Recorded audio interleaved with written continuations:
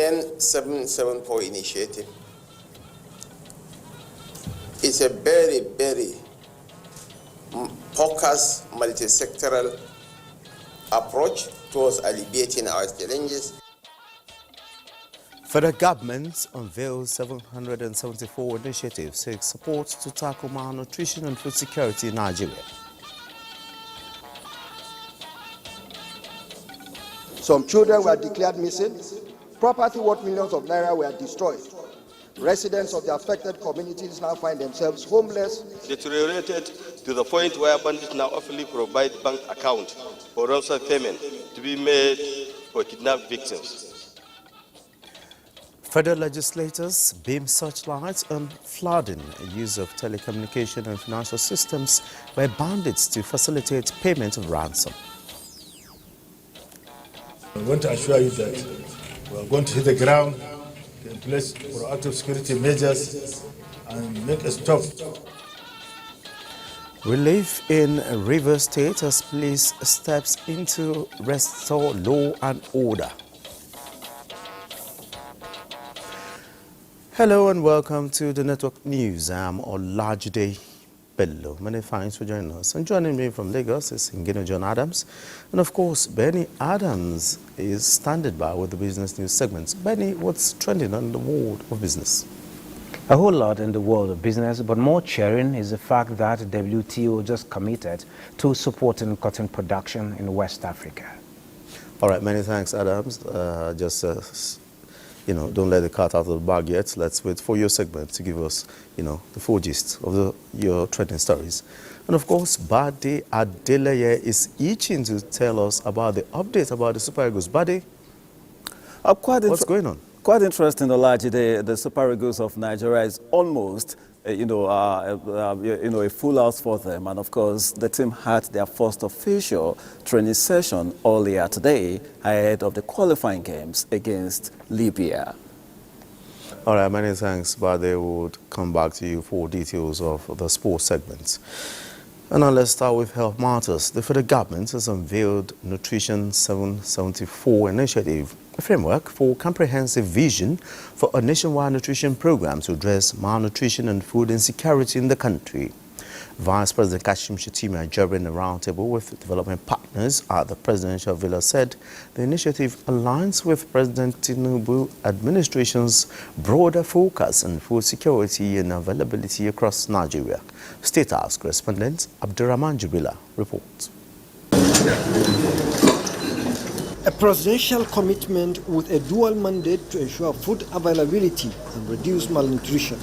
The 144th meeting of the National Economic Council had in September endorsed the Nutrition 774 program as a primary platform for combating malnutrition within Nigerian communities. The council encouraged development partners to provide financial and technical assistance to support this initiative. And at this roundtable with development partners, Vice President Kashim Shettima urged them to support the proposed initiative, recognizing the crucial role of collaboration in addressing the nation's nutritional challenges. The N774 initiative is a very, very focused, multi-sectoral approach towards alleviating our challenges. The President is irrevocably, firmly committed to this initiative. The political will is there, and we'll play our own part well. The whole fulcrum is on mobilization of resources and technical assistance and capacity building. The blind cannot lead the blind. We have to enhance the capacity of our personnel at the local government level. The Nutrition 774 initiative adopts a grassroots-driven approach, empowering local actors to take charge of nutritional improvements in their communities, as well as invest in local capacity through the training of health workers and community leaders. Development partners present at the meeting pledged their support for the nutrition program, commending the federal government for the initiative, even as they underscored its commitment towards scaling up nutrition across the country. N774 recognizes the good work of the Supreme Court to really devolve power and control to the LGA level, and it is at that level where we believe we'll have the greatest impact to address malnutrition and to ensure the health and well-being of Nigerians. This aligns very well with global evidence that shows that you need a combination of health, nutrition, interventions, water and sanitation, and agriculture education, all these packages targeted to the household at the community level to be able to make a significant needle on improving food security and reducing malnutrition. The crisis of malnutrition caused by natural disasters, among other challenges, will require bold leadership in the humanitarian assistance space, aligning with the values and objectives outlined in the Nutrition 774 initiative. From the State House, Abraham Jibrila, NTA News. And away from health matters, stakeholders in Nigeria's insurance space have agreed that leveraging on data is a sure way to achieving financial and economic inclusion. This was at a roundtable on insurance hosted by the Vice President of Nigeria, Maria Ado. Zakari reports. Following the ASO Accord signed on April 25, 2024, stakeholders here are deliberating on the successes and ways of surmounting challenges in ensuring financial inclusion as relates to insurance. Vice President of Nigeria, Kashim Shettima, represented by the Deputy Chief of Staff to the President, Ibrahim Hadija, alongside other stakeholders, agree that a workable regulatory framework that will effectively deliver on the socio-economic and health insurance of Nigeria should be pursued assiduously. Almost for the first time, we're looking at the insurance as a financial service. A lot of people, when they talk of financial inclusion, are limited to simply banking services. A state just issued a notice to the effect that people have to leave their homes. Whilst this will look like something that is anticipated, it is not something you would imagine the state of those who this event would have affected. Inclusive insurance has the power to change this narrative. The stakeholders resolved that challenges of awareness, collaboration, regulation, and sustainability will soon be issues of the past. ASO Accord, a multifaceted blueprint, is designed to actualize delivery of financial services at affordable costs to all Nigerians. Since it became effective, the Accord has received funding from the Bill and Melinda Gates Foundation. Maria Ado Zakari, NTA News. And from the Red Chamber, Senate wants the federal government to have a place in a comprehensive action plan to tackle recurring flood disaster in Nigeria. The legislators commended President Bola Tinubu for setting up the Disaster Relief Fund and called for allocation in the 2025 budget for the dredging of rivers Benue and Niger as a preventive measure against flood. National Assembly correspondent Lami Ali reports.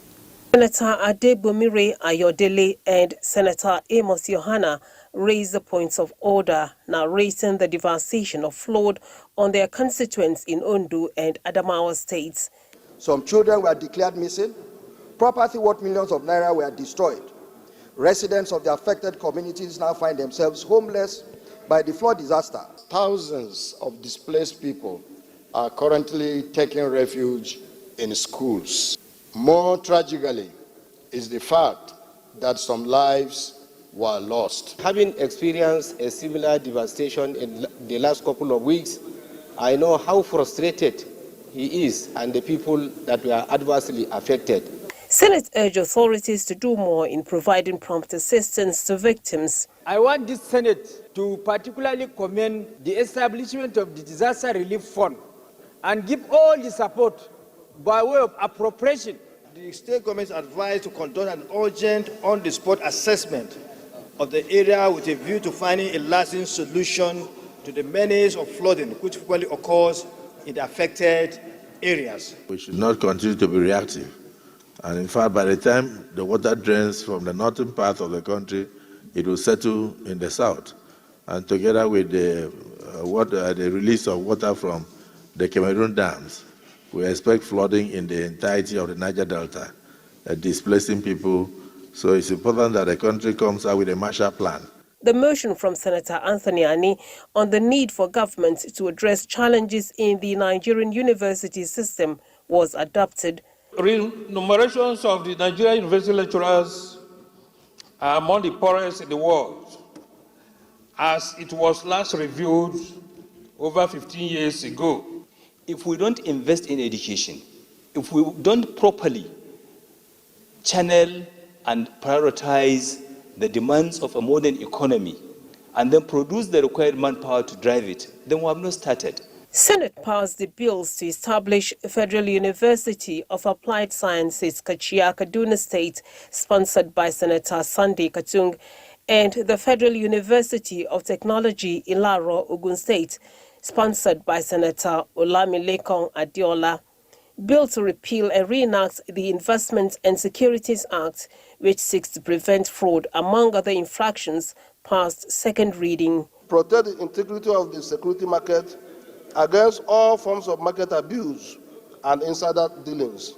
There has been overlaps. For example, the management of unclaimed dividends is supposed to be the function of the Securities and Exchange Commission. But I understand that the Central Bank of Nigeria believes that it is properly placed to handle that assignment. 6 bills passed first reading, among them bill to amend the Electoral Act. From the National Assembly, Lami Ali, NTA News.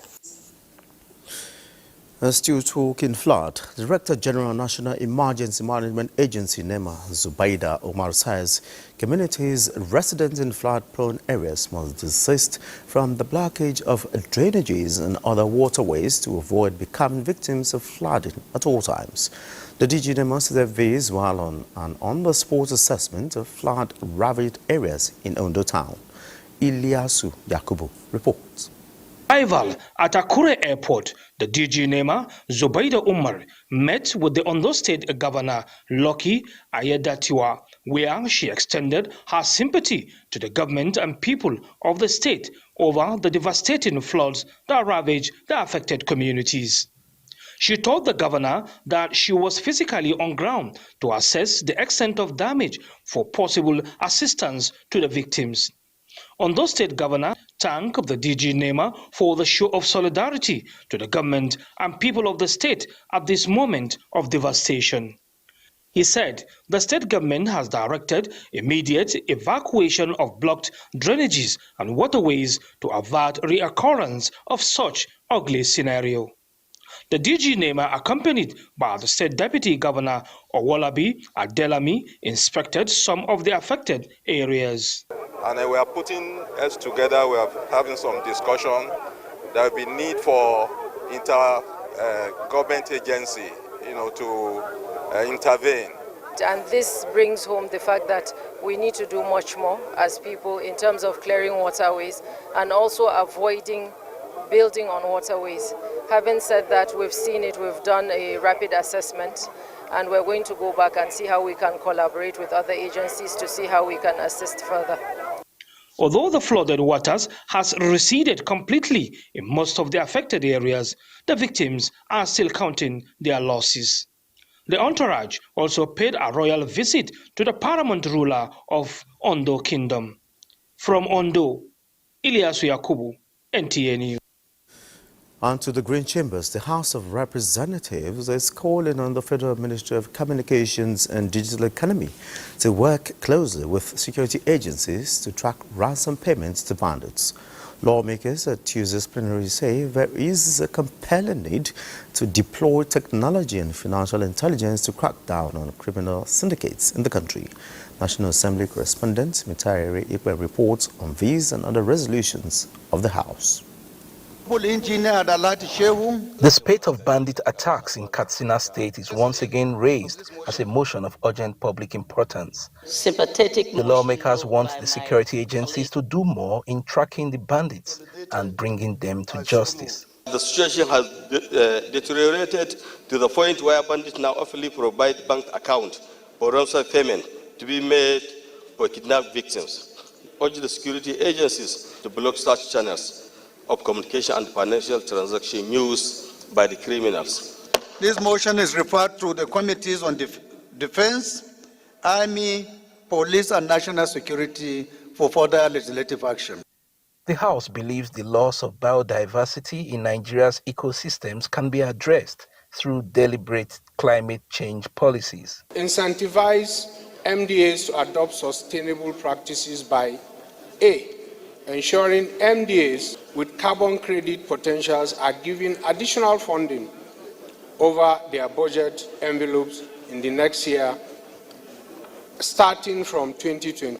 In other resolutions, the House asked the federal government to review the budgetary allocation of the National Orientation Agency, which they say is grossly underfunded. There is definitely an urgent need to implement measures for effective reorientation of citizens to curb vices, reorient the people, and encourage growth. 2 establishment bills passed second reading.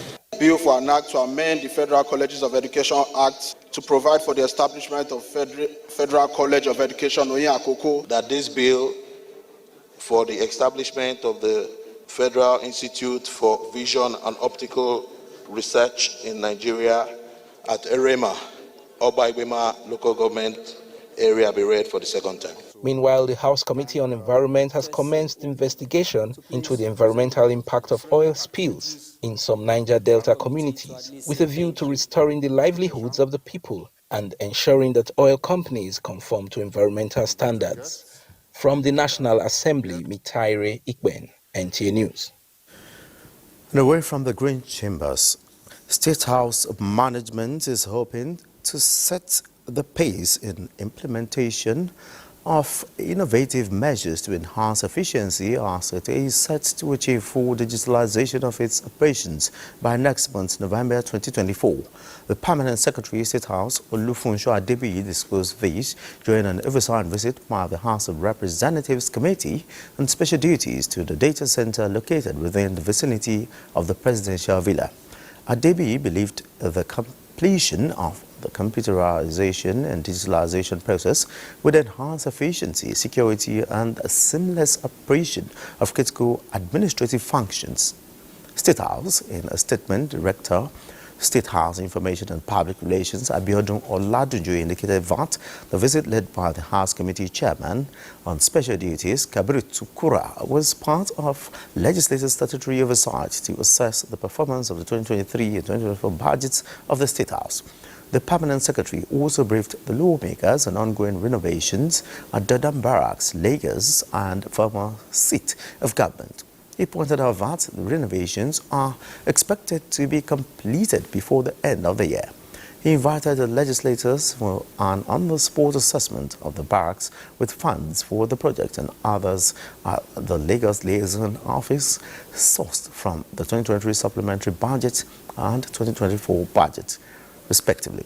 In his remarks, Tukura expressed satisfaction with the ongoing digital transformation and commended State House for its commitment to budgetary discipline and modernization of government services.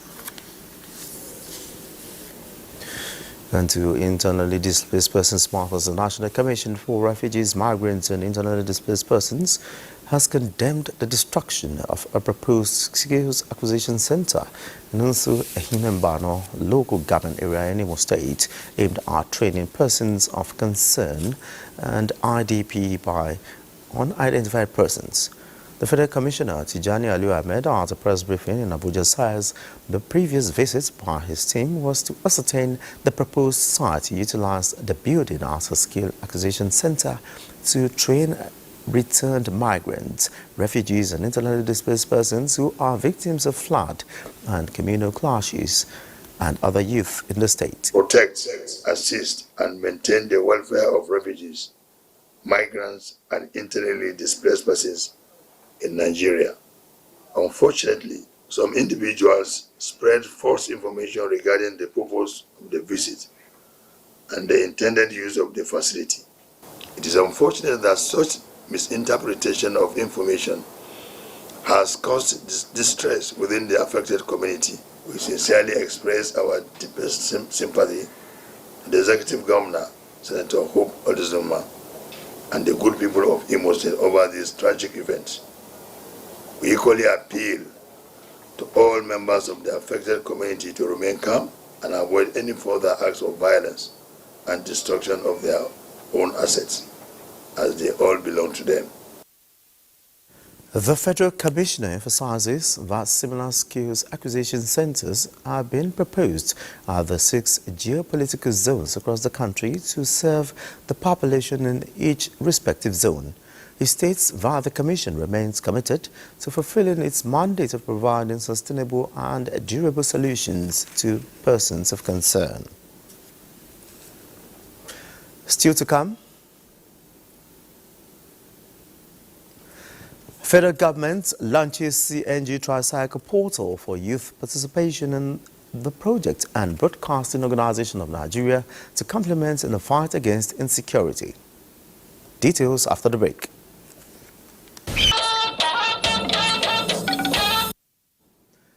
Thanks for being there. Now to the agricultural sector. The federal government has reiterated commitment to allocating resources to ensure the commencement of the special agro-processing zones before December this year. Musa Baba Aliu reports. That agro-industrial processing zones came into being in 2019 like a newborn baby. But 7 years later, it is yet to take its first step. Federal government, African Development Bank and Islamic Development Bank, alongside International Fund for Agricultural Development, are the financial of the project. This stakeholders meeting was organized under the supervision of the African Development Bank. Is that we need to force, and I use the word force, a transition from our low-income, low-equilibrium economy to at least a middle-income economy. We want to accelerate, but this acceleration must be enabled in compliance with financial agreements, with policies and procedure. Ministers of Agriculture and Food Security and that of Finance spoke on the factors responsible for the delayed takeoff and way out. We will ensure they are fully equipped to execute their responsibilities as outlined in the project appraisal document and to deliver the accelerated implementation plan in line with the outcomes of today's discussions. In which we can re-emphasize and recommit our determination to make the SAPZ model that is spread throughout the states of Nigeria. 7 states are currently participating in the first phase of the project. Musa Baba Aliyu, NTA News. On to youth participation in the CNG initiative following the successful launch of 2,000 compressed natural gas tricycles on the 1st of October, the federal government has launched a portal that would ensure youth not only benefit but also participate in developing the CNG project. Minister of State for Youth Development Ayodele Olawande surveys in Abuja. Olayinka Ojo reports.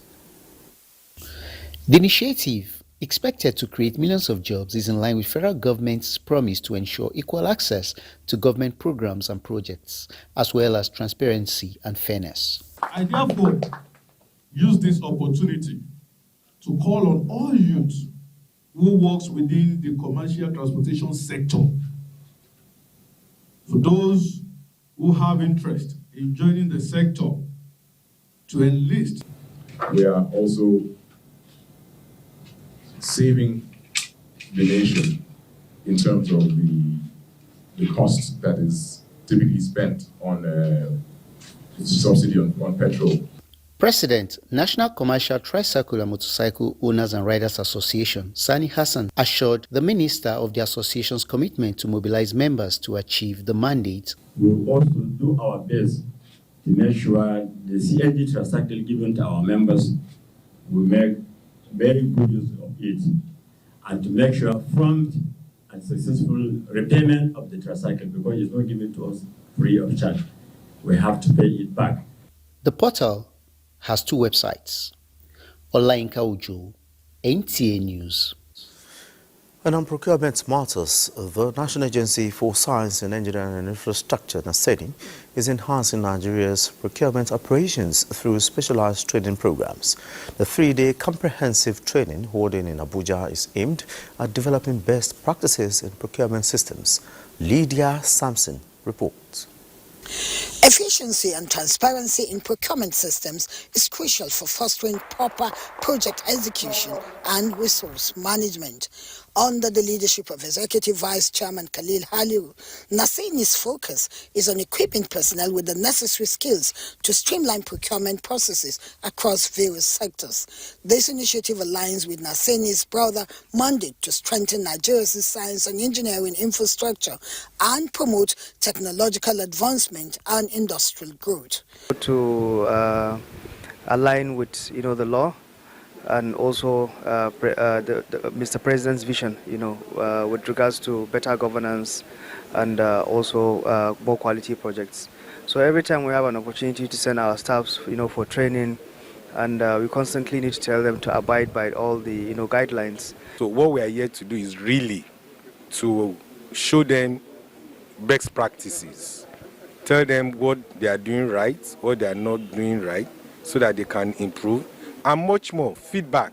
We are expecting them to tell us, as a bureau, what we are not doing well, so that we can go back again and then re-engineer our processes. They say by investing in human capital, NASENI will ensure procurement operations not only to meet national standards, but also support local entrepreneurs and industries. This commitment is vital for achieving sustainable development and enhancing Nigeria's competitive edge in the global market.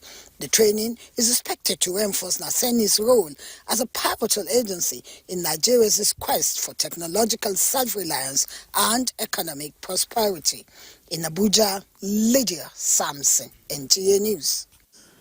In a bid to entrench a culture for better service delivery, the NDIC is seeking to strengthen the bond of trust with its customers, elevating the spirit of service and nurturing confidence with Nigeria's financial landscape.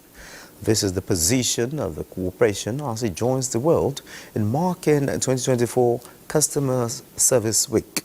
Musa Abubakar reports.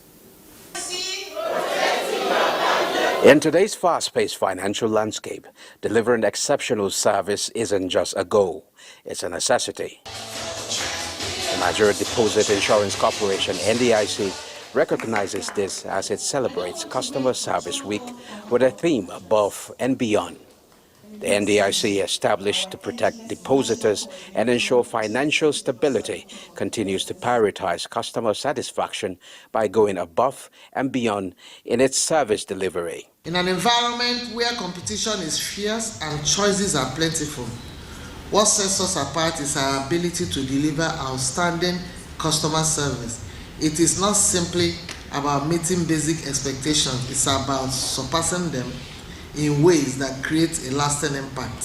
From rigorous staff training to improving technological solutions, NDIC has taken steps to refine its service delivery, whether through prompt responses to inquiries, transparent communication, or safeguarding depositors' funds. The corporation strives to raise the bar of excellence in the financial services sector. In NDIC, you run government business. Am I correct? Yes. And so, your Servicom here is the customer service arm to connect providers with service takers and to ensure that we're working to realize the essence of governance. As NDIC celebrates Customer Service Week, the focus remains clear, going above and beyond for every Nigerian, every time. Because for the NDIC, excellence in service delivery isn't just a theme, it's a promise. In Abuja, I am Musa Abubakar, NTA News. And from the transport sector, imperative of a national transport policy professionalism and effective coordination of critical key players in the transport ecosystem dominate conversation at the annual general meeting of the Chartered Institute of Transport and Logistics taking place in Abuja. Transport correspondent Ladi Bala reports that the Director General of NTA, Saliu Abdul Hamid Dembos, and other eminent Nigerians were honored as Chartered Fellows during the conference. The report. this year's conference with the theme, Transforming Nigeria's Transport and Logistics System for Development, attracted over 200 delegates comprising both government officials and industry experts from the private sector to brainstorm and share strategies on ways to revitalize Nigeria's transport and logistics sector. Despite the pivotal role transport and logistics play in keeping economics running, providing employment and supporting social infrastructure, the profession is not where we want it to be. The candid contributions of the Chartered Institute of Logistics and Transport to the attainment of Nigeria's sustainable development objective is immeasurable. A presentation, I hope to be able to demonstrate the consequences to Nigeria of the absence of a national transport policy supported by legislation. The first female president of the Chartered Institute of Transport and Logistics in Nigeria charged key players to leverage the vast opportunities to transform the sector. Attaining a coordinated, collaborative, integrated transport system is a shared responsibility of all the ministries in charge of transport subsectors and citizens working together. Other speakers emphasized the need for innovative solutions, infrastructural development, and policy reforms. First and foremost, we can't transform the industry in its totality at the same time, but we can take niche by niche. When we have the national transport policy, that the states will be able to have their own policy. The Director General, Nigerian Television Authority, Salihu Abdulhamid Dembos, who was represented by the General Manager, NTA International, Ogonya Simon, was conferred with the honor of Chartered Fellow of the Institute for his exemplary leadership, together with other personalities who have contributed to the transportation and logistics industry. In Abuja, Ladibala, NTA News. And over now to Benny Adams for the Business News segment. Benny, I hear Nigeria's investment is gaining momentum. How true is that? Very true. As much as we're having a lot of inflows, we're also having outflows. Now to talking real business, small and medium enterprises or businesses in Nigeria need to take advantage of the digital space in order to explore the global marketplace. This is the position of Director General of the Small and Medium Enterprises Development Agency, SMEDAN, at the just concluded 2024 National MSMEs Conference, where small businesses won cash prizes to help their trade. We are leveraging technology, and we're leveraging clusters. So as a small businesses, you're watching me, I advise you, please join a cooperative, join an association, join a group. If we can't reach you one-to-one, we'll reach you one-to-many through your groups. And now talking investments, amid federal government's drive for foreign direct investments, the global community recognizes the high net value of Nigerians and believes that by increasing movement of people, goods and services across borders, Nigeria can drive economic growth, human capital development, and social progress. This was at the Henley and Partners West Africa Roadshow in Abuja. Global mobility, Plan B alternatives, access to better sort of standards of living, healthcare, education, business opportunities. The list is endless, and the demand for what we have is consistently growing. Now, at the close of activities marking the World Cotton Day in Cotonou, Benin Republic, the World Trade Organization Director General Dr. Ngozi Okonjo-Iweala says the WTO is committed to supporting Benin, Burkina Faso, Chad, Mali, and Cote d'Ivoire, who together produce more than 1 million tons of cotton annually, and ranks third largest exporter after the United States and Brazil, contributing significantly to global trade, which has grown from $8.2 billion in 2022 to $2.3 billion in 2023. To manage these efforts, the WTO has established dedicated teams working together, including through helping them access the over $200 billion global sports apparel value chain. Now, at the end of trading on the floor of the exchange, the market lost 70.0 billion naira as the whole share index depreciated by 0.12 points. You can see the whole share index here is 97,584.81 basis points, which means a depreciation by 0.12%. We can see in terms of deals, we just had 9,435 deals valued at 8.341 billion naira. Talking about the volume, there has been an increase. And also talking about top trades, we can see WAPI came tops with 402.2 million. Fidelity came on the second spot, 49.9 million. And Access scored 25.4 million. We expect more volumes of trading and value as the days go by, more so that the banks are being capitalized. Now, at this moment, this is the bid we can take on a business. And at this point, we have Hingino John Adams waiting in our Lagos end for more on the news. Hingino, is over to you. In our Lagos end.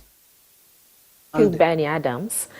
The federal government's decision to remove value-added tax VAT on basic foods for some months is to make essential food commodities not only accessible but affordable for Nigerians. This, government says, is part of ways of cushioning the effect of current economic realities. Lanre Belei takes a look at implications of the directive by the government. The removal of value-added tax, VAT, on selected food items in the country, government believes will address supply gaps adding to the current economic realities. The directive is temporary to avoid undermining the long-term strategies put in place to safeguard local farmers and manufacturers. This is movement in the right direction, especially with respect to food in the country, because the way the country is now, the supply of food is far, far lower than the demand. And this is why the price is rising on a daily basis. And we can begin to see the effect from manufacturers whose cost profile will go down. When their cost profile goes down, it means they can make more profit. When they can make more profit, it means they can employ more people. When they employ more people, they pay people and create disposable income for them. Some of the foods that are expected to be sold without VAT include honey, semi-processed or raw bread, maize, rice, wheat, barley, cooking oils, culinary herbs, flour, fresh or dried meat, milk, and others. Authorities have emphasized that the order does not apply when such basic food items are sold in restaurants, hotels, eateries, lounges, and similar places, or sold by contractors, caterers, and other vendors. In Lagos, Lanre Belei, NTA News.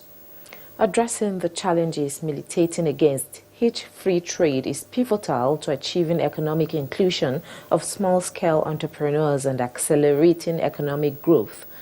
These experts believe would help businesses to grow beyond their formative stages in Nigeria. Joel Popola has the report. Each free movement of goods and services and free trade zones, according to economic experts, are salient enablers of economic development in any country, and Nigeria is no exception.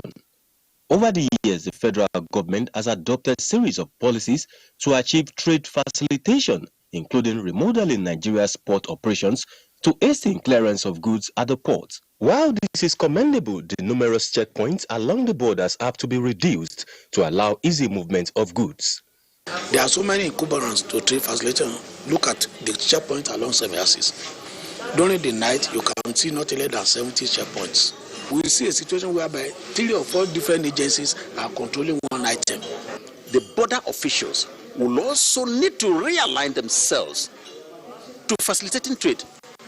And look up here, a situation where every year government sets up a kind of mandate, say, look, this is what the custom will have to bring in. It gives a kind of psych that every kind of goods you see, hold it, collect money. Access to information and credit facilities are also factors that need urgent attention for trade facilitation and ease of doing business to be achieved. If you see some of the products that come out from our women, you will be doubly impressed.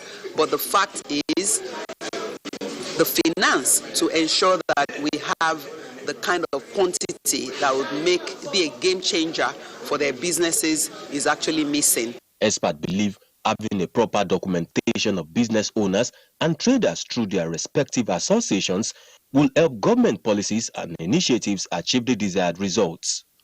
In Lagos, Joel Bukbola, NTA News. Those are the stories from Lagos. Time now for some messages. The news will continue shortly with Olajide in Abuja. Many thanks for being there. Now to security matters. The River State Commissioner of Police, Mustapha Bala, says his immediate priority is to swiftly restore calm in the respective local government areas where pockets of violence were experienced. He said this while briefing newsmen at the command headquarters, Port Harcourt. Emmanuel Lini has details. The new River State Commissioner of Police, Bala Mustafa, says his immediate priority is to restore normalcy to the council secretariats in line with the directive of the Inspector General of Police.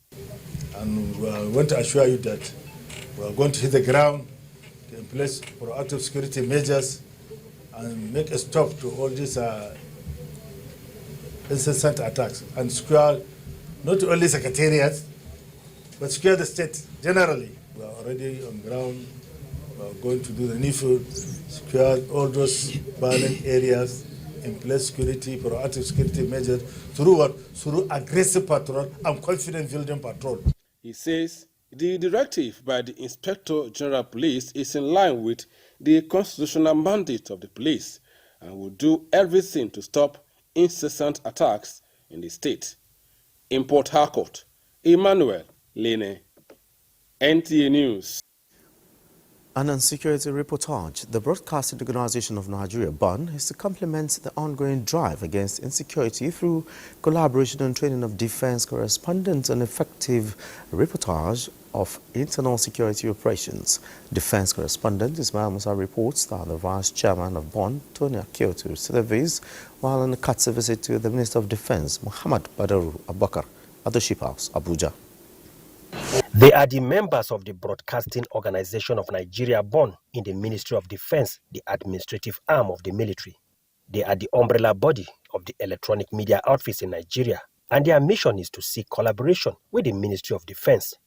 Top on their request list is improving training of defense correspondents on non-kinetic approaches and to accord adequate publicity to the efforts of the armed forces towards achieving a secured nation. This visit is to seek collaboration and partnership with the Ministry of Defense and Armed Forces on intense training and capacity building for the broadcast media practitioners in the area of quality news coverage, reporting, and quality information dissemination through daily programming on the various broadcast outlets in the country.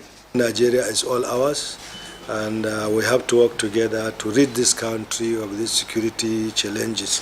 And the media really play a very key function in doing that. You have noticed the improvements that we have gotten in the last 1 year on security. And this is really very important. We are doing our best here, and the President has been very, very supportive. BON enjoin Nigerians to see the ongoing internal security operations as a collective responsibility by providing timely information to security agencies. In Abuja, Ismail Musa, NTA News. Another break beckons. The news continues shortly. Glad to know you're still there. Federal Republic of Nigeria has expressed concern over the attack on the residence of the United Arab Emirates UAE ambassador in Khartoum on Sunday, 22nd September 2024. A statement by a spokesperson of the Ministry of Foreign Affairs, H.A. Abu Obe, calls on the Sudanese authorities to take necessary measures to forestall reoccurrence and guarantee the safety and welfare of embassy staff and their families. Nigeria also calls on other relevant stakeholders to seek an amicable and peaceful resolution of ongoing conflict in order to return normalcy to the country. And to sports updates, buddy, you can now let the cat out of the bag on the latest on the Super Eagles and other stories making the rounds in the world of sports. It's over. All right, many thanks, buddy Olale, and that concludes the news. And many thanks for being a part of it. I'm Olajide Bello.